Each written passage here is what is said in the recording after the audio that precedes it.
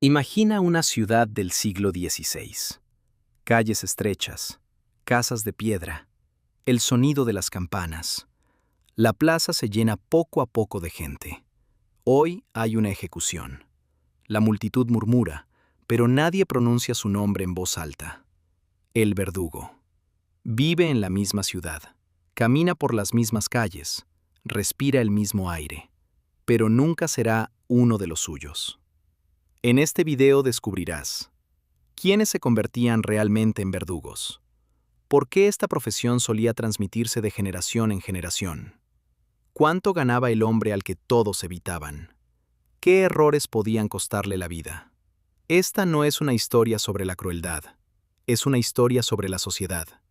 El verdugo no aparecía de la nada, era nombrado por el magistrado de la ciudad, era un cargo oficial, se firmaba un contrato con él, prestaba juramento, recibía un salario. Pero casi nadie elegía este trabajo voluntariamente. En la mayoría de las ciudades germánicas de los siglos XV a XVII, la profesión era hereditaria.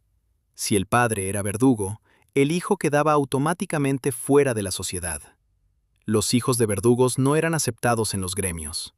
No podían convertirse en herreros ni comerciantes. La gente los evitaba. Así se formaban dinastías. El ejemplo más famoso es Franz Schmidt de Nuremberg. Su padre se convirtió en verdugo por obligación. Según una versión, le ofrecieron una elección: la muerte o el servicio a la ciudad. Eligió la vida. Franz continuó el oficio. 45 años de servicio, más de 300 ejecuciones, cientos de castigos corporales, miles de procedimientos médicos. Y aún así, un diario. Detallado, frío, casi contable. El verdugo vivía cerca de la muralla de la ciudad. Su casa estaba apartada, una frontera física que reflejaba una frontera social. La ciudad utilizaba sus servicios y al mismo tiempo lo despreciaba. La imagen del verdugo suele reducirse a un solo golpe de espada, pero su trabajo era mucho más amplio. Realizaba torturas durante los interrogatorios oficiales. Marcaba a los criminales con hierro candente, cortaba orejas, dedos y extremidades, organizaba castigos públicos, mantenía el cadalso y la horca. En el siglo XVI, la tortura estaba regulada por la ley.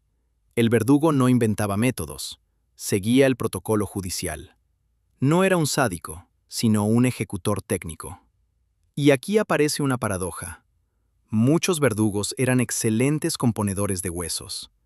Durante el día rompían huesos por orden del tribunal. Por la noche, los colocaban de nuevo para salvar vidas.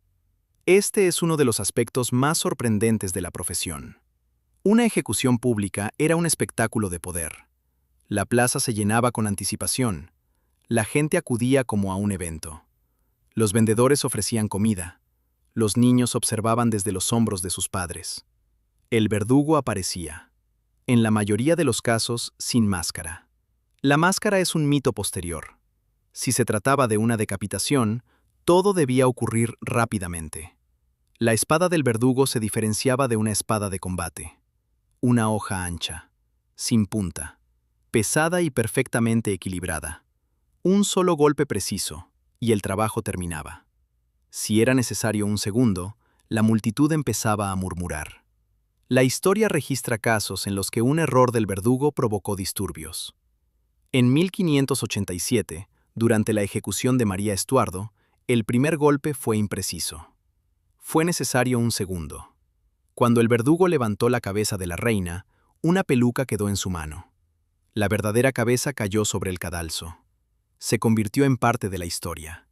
El verdugo no tenía derecho a equivocarse. Aquí aparece algo inesperado. El verdugo no era pobre. Recibía un salario fijo de la ciudad, pero su principal ingreso provenía de pagos por tarea. Cada procedimiento se pagaba por separado. Ahorcamiento, decapitación, tortura, marcado con hierro. Además, en muchas ciudades el verdugo tenía derecho a quedarse con la ropa del ejecutado. Si se ejecutaba a un noble, podían ser prendas valiosas. En Francia, la dinastía Sansón, que sirvió durante más de un siglo, poseía casas y sirvientes. Charles-Henri Sanson ejecutó a Luis XVI y a María Antonieta. Era un hombre educado, no un loco. Un funcionario del Estado en la época revolucionaria. Y eso es lo que hace la historia aún más inquietante. Si vemos al verdugo solo como quien ejecuta una sentencia, perdemos lo esencial. Existía no solo entre el tribunal y el condenado, existía entre el Estado y la multitud. Y era la multitud la que hacía su profesión verdaderamente peligrosa. Las ejecuciones públicas en Europa entre los siglos XVI y XVIII no eran procedimientos silenciosos. Eran espectáculos, demostraciones de autoridad, advertencias, instrumentos de miedo. La plaza se llenaba temprano. Algunos acudían por miedo, otros por curiosidad, otros para asegurarse de que se había hecho justicia. Cesare Beccaria, en De los delitos y las penas, criticó la pena de muerte y la tortura. Las ciudades redujeron gradualmente el uso de la tortura. Las ejecuciones públicas empezaron a considerarse barbarie. El siglo XIX transformó el sistema penal. La prisión pasó a ocupar el lugar central. El castigo se convirtió en aislamiento, no en espectáculo. Las ejecuciones se trasladaron tras los muros. La multitud dejó de asistir. El verdugo perdió su importancia pública. En el siglo XX, la mayoría de los países europeos abolieron la pena de muerte. El verdugo urbano desapareció.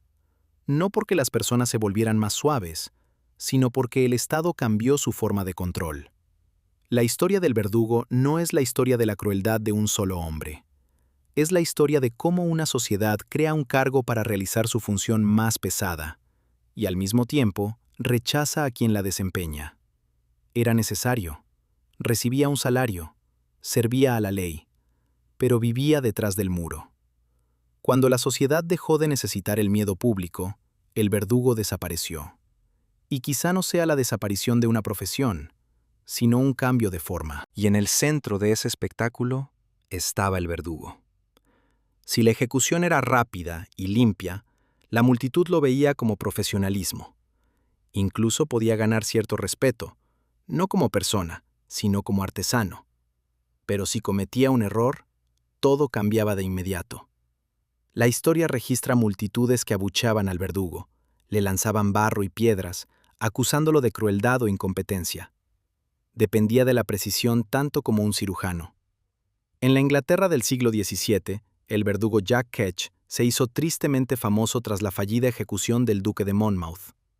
Fueron necesarios varios golpes de hacha. La multitud gritaba y lo maldecía. Finalmente tuvo que usar un cuchillo para terminar la ejecución.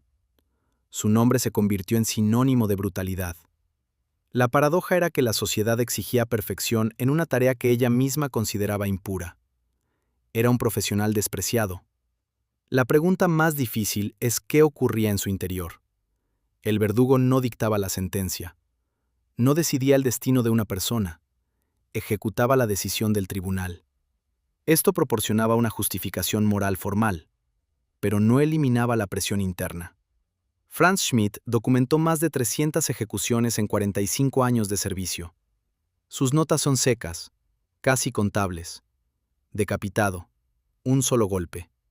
Ahorcado, murió rápidamente. Sin emociones, sin comentarios. Pero los historiadores señalan un detalle importante. Paralelamente practicaba la medicina de forma activa. Trataba fracturas, colocaba dislocaciones, preparaba ungüentos.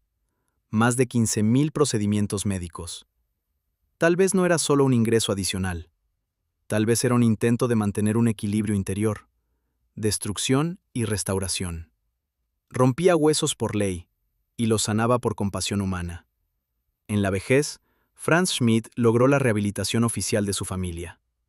El emperador eliminó su estatus de impuro, un caso excepcional. Esto sugiere que sintió el peso del estigma social toda su vida. No se enorgullecía de su profesión, la cargaba. Si en la ciudad medieval el verdugo era una figura marginal, durante la Revolución Francesa se encontró en el centro de la historia.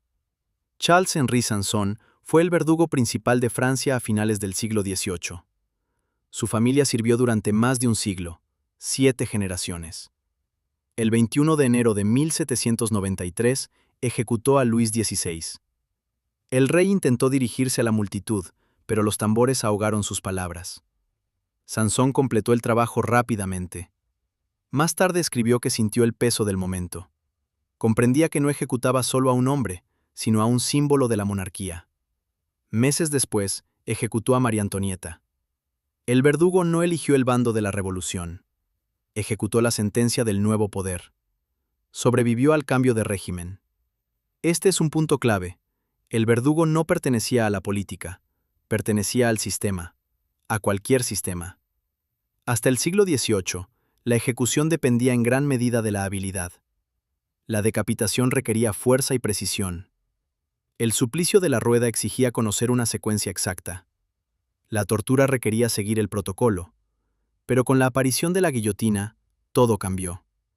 La guillotina fue diseñada como un método de ejecución humano e igualitario. El mecanismo garantizaba una muerte rápida independiente de la habilidad del verdugo. Fue una transición. El oficio se convirtió en procedimiento. La personalidad del verdugo perdió importancia. Se transformaba en operador de una máquina.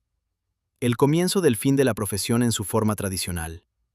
El siglo XVIII trajo la Ilustración. Los filósofos comenzaron a plantear preguntas. ¿La ejecución pública es un instrumento de justicia o una demostración de crueldad?